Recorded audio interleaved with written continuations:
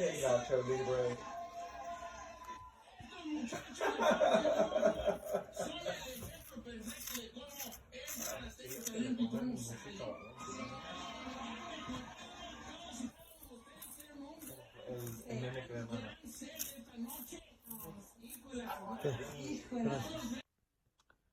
Alright guys, so I'm really sorry I wasn't able to get this part of the process filmed, but basically what I did was I take my square and I'll measure out to where I need it.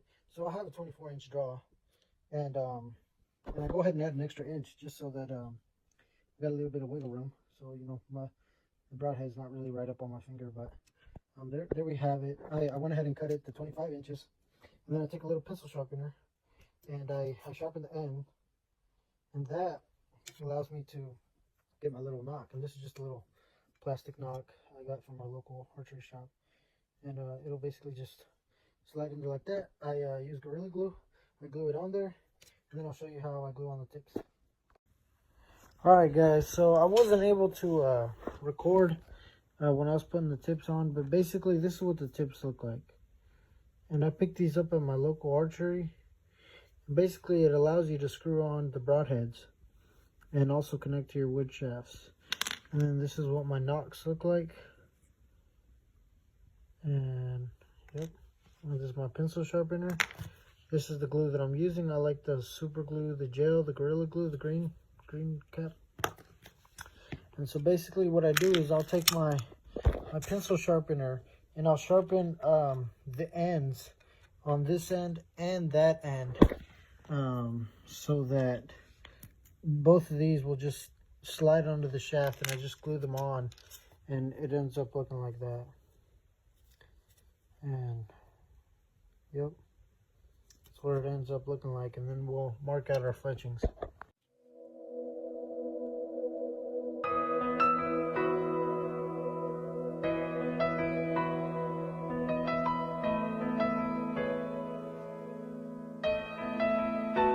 I can only imagine what it will be like when I walk by your side.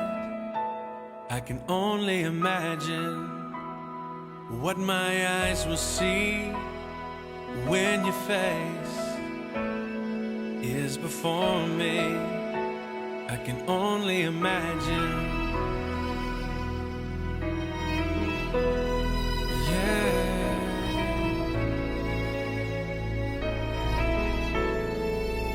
Surrounded by your glory, what will my heart feel? Will I dance for you, Jesus, or in a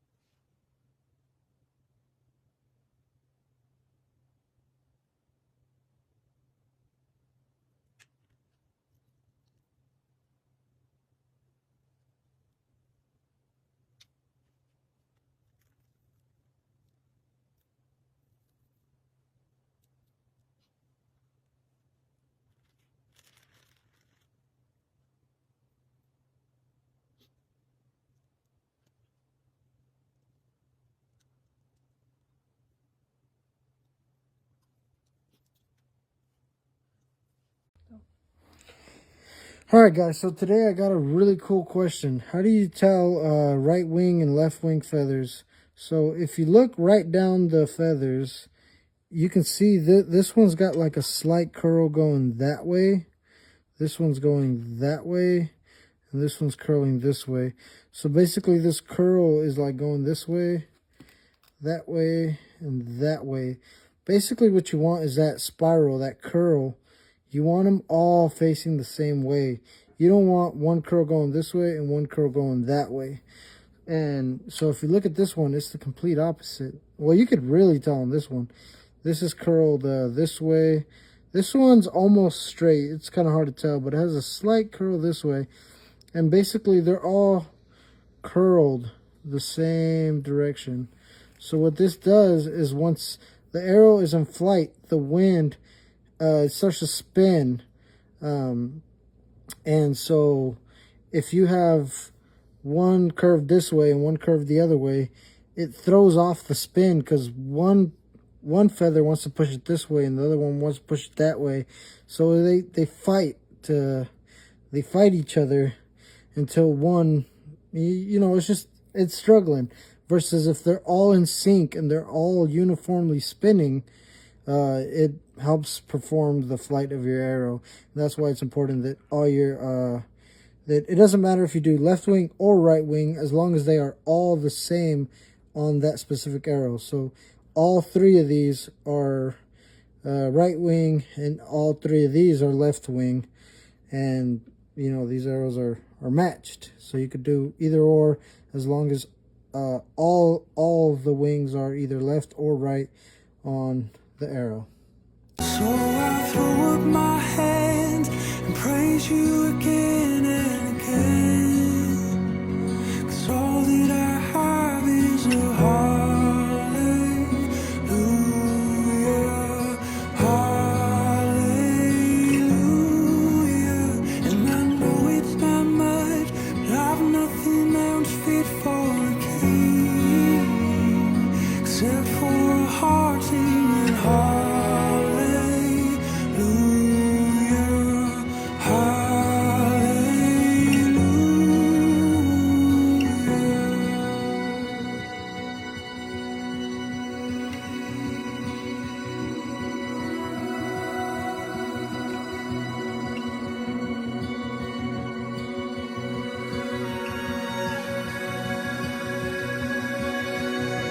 So come on, my soul, oh, don't you get shy.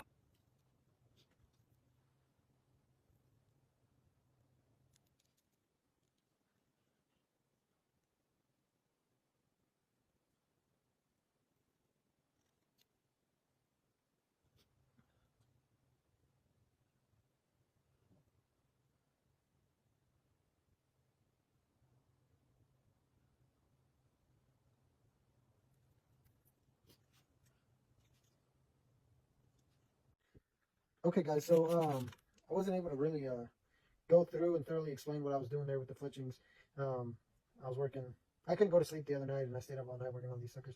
That's a lie, not all night, but you know, I stayed up working on these, and I was trying to keep the noise down, so I wasn't really able to talk and explain. But what I was doing was I was marking this little line right here, and this little line up top. You can kind of see it there, right over there. And then I took a pencil and marked out where I was laying these feathers at, and basically I just spaced them out to where they kind of lay like that. And that's basically what, you know, how I lay those. And yeah, so there you can give yourself a little bit of an idea of how I go about and lay them. But yeah, that's what the fletchings look like there. And then the tips, that's what they look like all glued on. We got some 100 grain field points, and then that'll match my 100 grain broadheads that I'll be using off of this one. And you know, that's what the shaft looks like there. We haven't grain matched or spine matched them any, but I'm gonna go ahead and show you how I go about the spine matching. So I got this little set up here, and that's how I check the spine on these guys. And so basically what I'll do is I'll just lay my arrow across there, and then I'll make sure that this this little pin lines up with this little groove. So in the video I'm not really gonna be able to show you very well, but basically I'm gonna go through and look at it, and I move this up and down to adjust it. And so you can't really see that, but this little rod is lined up perfectly with this little groove right there. And so now that we got that all lined up, I'm going to take this little weight and lay it on there. And as you can see here, I have it marked. So I have it roughly at 36 pounds, and I have it there roughly like 54 pounds. So 54 pounds is like the, you know, like the heaviest spine, I guess. And like 36 being like the lightest spine that I like. That's why I just took a little pencil and marked those in there. But in reality, I like to be somewhere kind of in the 40. Oh, you can kind of see a little pencil mark on one side there. So really right around 40 is my sweet spot, the spot that I like. But as you can see, I have it marked there. I got a lot of wiggle room. So basically anything between 36 and 53 or so, somewhere around there. That's my comfort zone. I'm okay with that. If I'm a little over, I probably try to bring it down a little. And if I'm under, then I pretty much just kind of set that arrow off to the side, and I use it on a lighter bow or something like that. So anyways, what I'll do is I got a little hook here on this weight, and I'll just put that on my arrow, let it go, and it'll mark there. And this one is right on the 40, and that's pretty much my sweet spot. So this arrow is actually already perfectly spined, according to how I like my arrows. And then we'll just throw another arrow on there and do the same exact thing. And every single arrow is going to be a little bit different, so you got to adjust this little thing right here. Got it good there. And then we'll put the weight back on there. And then we'll see. So for example, this one's right at 37.5. Well, can't really tell, but it's well, it's actually more like 38, 39-ish. Kind of hard to tell, but you know, that's still close enough. So basically, I wouldn't mess with this spine. And then pretty much, you know, just do the same exact thing to all the arrows. So far, all of them are spined very well. Now, if you want to be perfect with it, you could definitely do that. For example, this one's probably like around the 42 range. That's good enough for me anyways. I'm pretty lenient with what I got going on. I don't worry too much about being perfectly grain matched and spine matched. But that all depends on you. You know, you can get them all perfectly spine matched and grain matched, and there's nothing wrong with that. That's awesome. If I could, I would. Well, I know I could. Every now and then I do, but that's not really something that I focus too much on. But next up is the grain matching. We're gonna see how they all lay on the grains.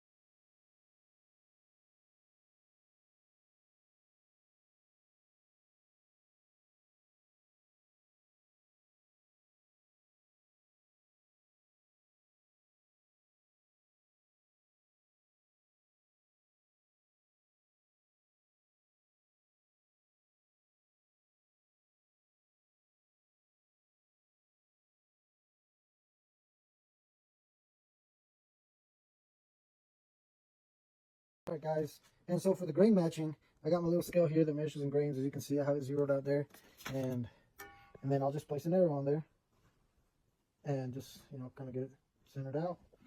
For example, this one's 460. I'm sorry guys, I was having a complete brain fart there. 460 grains. We'll grab another arrow, and that one's reading 440 grains, so that's a 20 grain difference. And then we'll grab a different arrow. Let's see what that one says. That one says 140, so that's pretty cool. Those two were like right on point. And we'll grab another arrow, see what happens.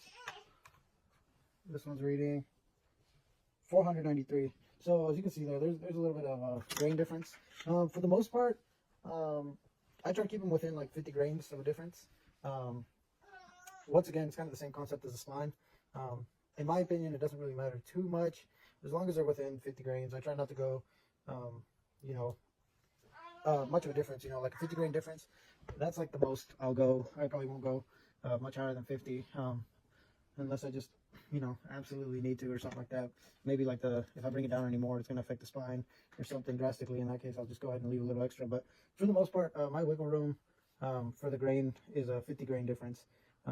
But although the grains are not very hard to match, if you can, go ahead and get them all nice and very matched. But yeah, guys, that's what our arrows are looking like, and we're gonna go through and get them all grain matched and spine matched, or get them pretty close, anyways. All right, so we went through and checked the weight of all these arrows, and our heaviest one was 492, and our lightest one was 404. 404. So in this case, with this being our lightest arrow, we're just going to use this as the weight we're going to go off, and we're going to, all the other ones are somewhere between 404 and 490. So what we're going to do is we're all just going to bring all of them close enough to 404. And like I mentioned earlier, most of my arrows, you know, I leave a 50 grain tolerance. Anything within 50 grains, I call good enough for me. So basically, I'm going to keep all my arrows somewhere between 404 and 454. So my heaviest arrows are going to be 454, and my lightest arrow is going to be 404. And we're just the way we go through and get them all grind matched is I'll take a little bit of sandpaper and I'll just give them a little light sand and bring them down a little. I'll show you that. So this arrow is my 192, and I'll take my sandpaper and while I'm sanding, I'm spinning the shaft. So constantly keep spinning, and I'll work my way up, and then I'll work my way back down, consistently spinning at all times. And then I'll turn it over and just keep doing that. I basically just keep on sanding, and then every now and then, you know, I'll wipe off any dust, and I'll go ahead and remeasure it. We were at 192 earlier, and now we're at 491. I'm sorry, I was saying 192. I meant we were at 492. So we went down 1 grain off of just that little bit, which isn't a lot, right? We got to go down like 40 grains. So it's going to take quite a bit of sanding, but I'm just doing this just to show you. But yeah, basically just going to keep doing this and then keep taking the weight until I get somewhere between 404 and 454. And, yeah, 454. And we'll pick up there once we get them all sanded down and getting pretty close to grain matched.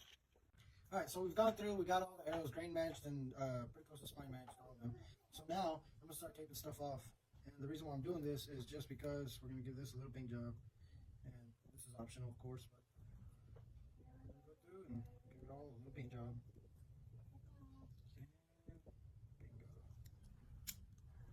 Bingo.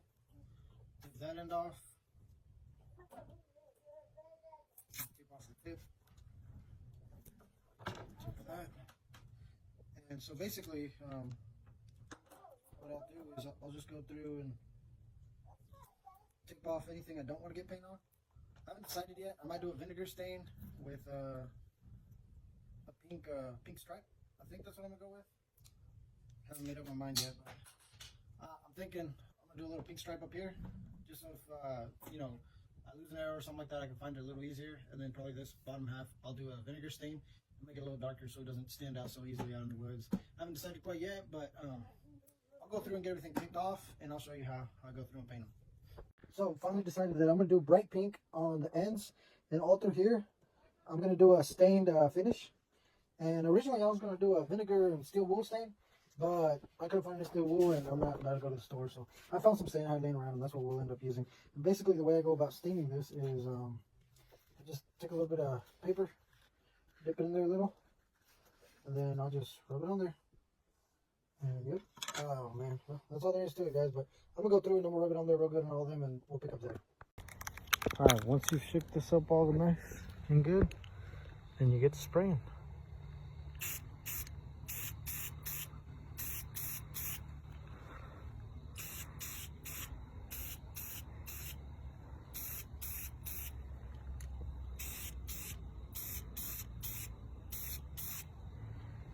And you go from a different angle and get them all.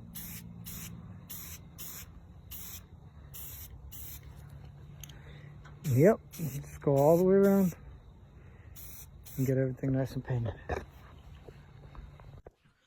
Alright, so I forgot to show this part, but I got some paint markers from Walmart, and I painted a little pink strip up top, a little pink strip there, and now I'm doing a little gold strip right around here. And this is all completely optional, right? But just showing you how I like to paint my arrows. And yep, that's all I do. Take a little paint marker and draw a little strip, and then I'll go down here and draw another little strip, and it'll look like that. Yes, sir. There we have it. That's what they're looking like. That's pretty sweet right there. Oh yes. Then we have our white fletchings and we have our red fletchings. And the reason why I do that is because I like to identify the arrows. For example, this one's got a little pink stripe, little gold stripe, silver stripe, black stripe. and then we start back over pink, gold, silver, black.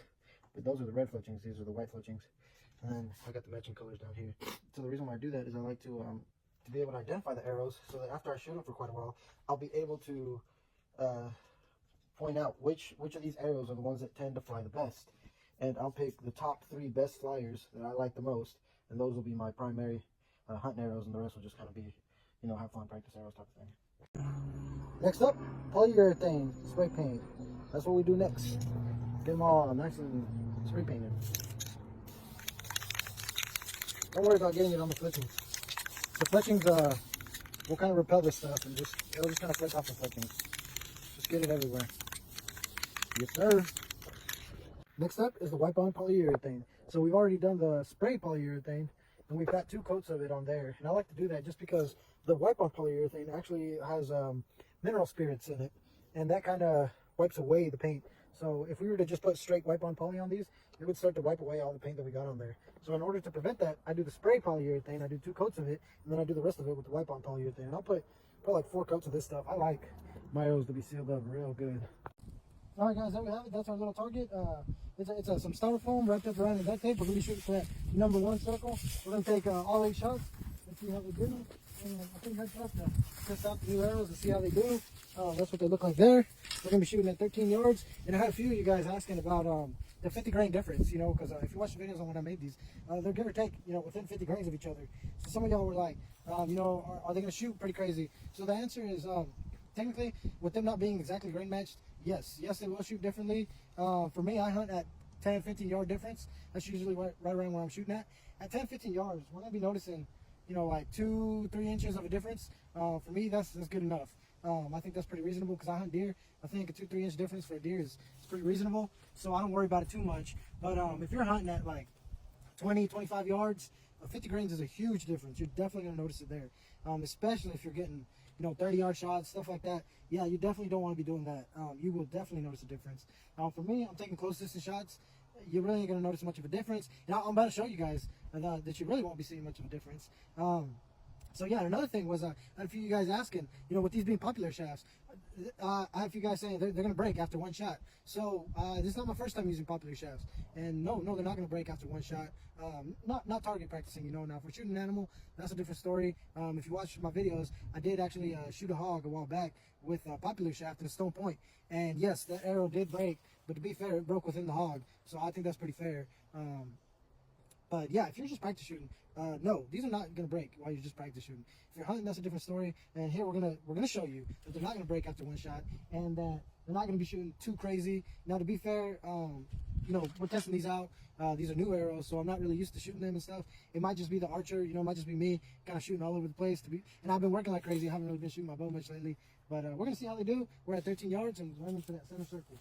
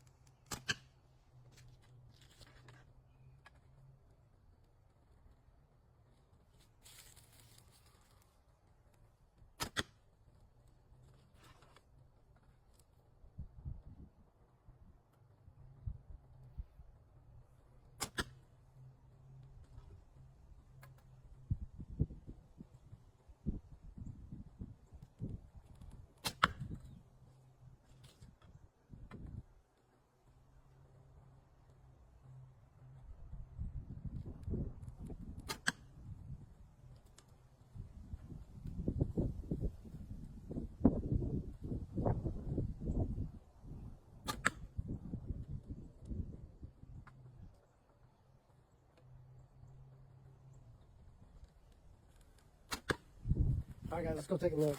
So we were at 13 yards, and so our little box is it's a foot tall, and it's 10 inches wide. So, I mean, you can kind of see there. We were aiming for the center right here. So I think our worst shot is probably going to be between this arrow and this arrow over here, and that being kind of like a 6-7 inch, you know, difference or whatever. As far as up and down, it'd be this one, which would be like, you know, 3-4 inches, and then this one probably like 4 4 inches right there. So I'd say give or take, on average, I was about, 5 inches off. So 5 inches is actually pretty bad. I was not expecting to do this bad. So it's actually not good. That's actually pretty bad. But to be fair, we're just now getting around to shooting these arrows. So I'm sure if I spend a little bit of time, shoot these arrows a few times, we can improve that. I'm sure I can close in my circle. So with all this said, I wouldn't blame the arrows. I blame me for the bad shots. But we'll run it back up when we get a chance, and let me get some practice with them, and we'll shoot them again so we can see how they really are shooting.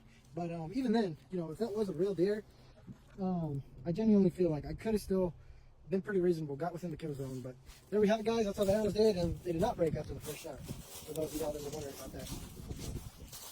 Okay, so I had a little bit of time to get some practice shots going, and now we're going to run it back up and see how we do. We're still at 13 yards, and then we'll take a look.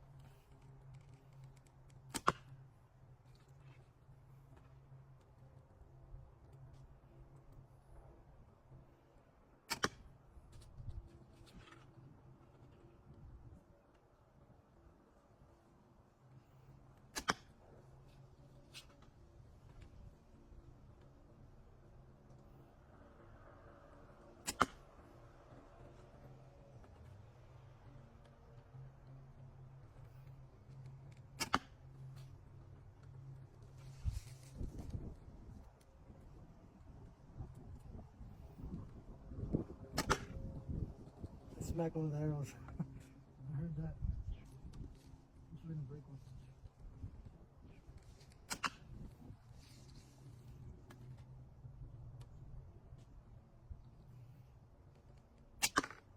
Okay, so let's go take a look at that, guys. So once again, running it back up at 13 yards. I'm sorry, we were at 13 yards. So that's what we're looking like. Let's take a look at that. Better closer look. So look at that, guys. So this one was considered probably, I think this is my worst shot right here. This is from the center, probably like the width of my hand. So I'd say 4 or 5 inches off.